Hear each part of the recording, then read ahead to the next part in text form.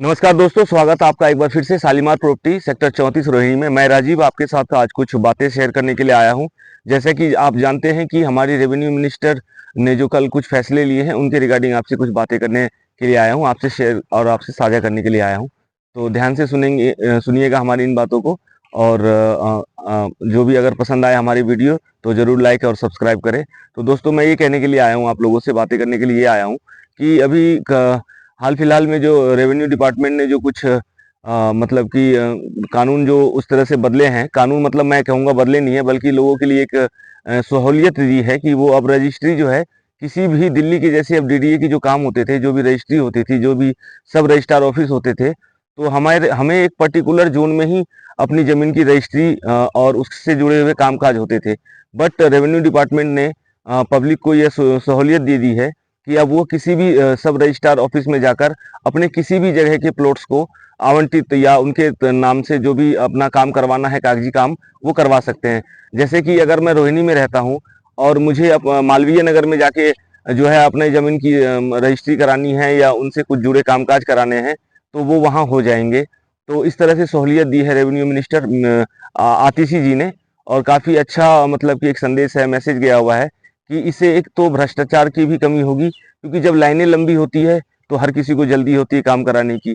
तो उस वक्त में आप सोचते हो कि यार मैं कुछ पैसे खर्च करके और मैं अपना काम पहले करा लूं, तो ये भ्रष्टाचार की एक चेन बन जाती है।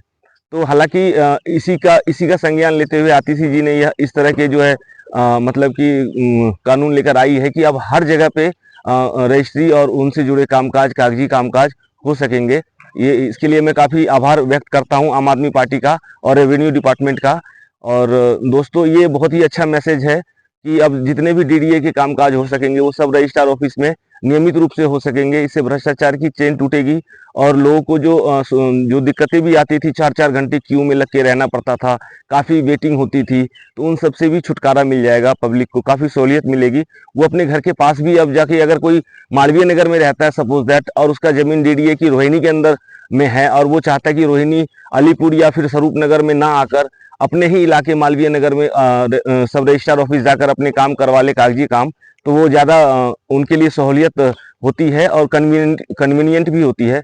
तो आशा है कि ये न्यूज़ आप लोगों को अच्छी लगी होगी और ज़्यादा से ज़्यादा हमें लाइक कीजिए, सब्सक्राइब कीजिए। इसी के साथ मैं विदा लेता हूँ। और दूसरी बात ये कहना चाहता हूँ कि दोस्तों, जैसा कि आपको पता है कि मंदी का दौर चल रहा है इस वक्त, और प्रॉपर्टी लाइन में इस वक्त काफ़ी मतलब कि काफ़ी मंदी का असर है। बट कुछ फैसले डीडीए की तरफ से, जैसा कि आपको पता है कि अभी अगर मंदी का दौर है तो इसमें जो नए इन्वेस्टर हैं उनके लिए जो है फायदेमंद सौदा ये रहेगा कि अभी वो इन्वेस्टमेंट कर सकते हैं, अपने पसंद के मुताबिक प्लॉट भी ले सकते हैं, क्योंकि अभी बजट कम में भी काम हो जाएगा आपका। तो इसी को लेकर मैं ये आपसे विदा लेता हूँ। धन्यवाद।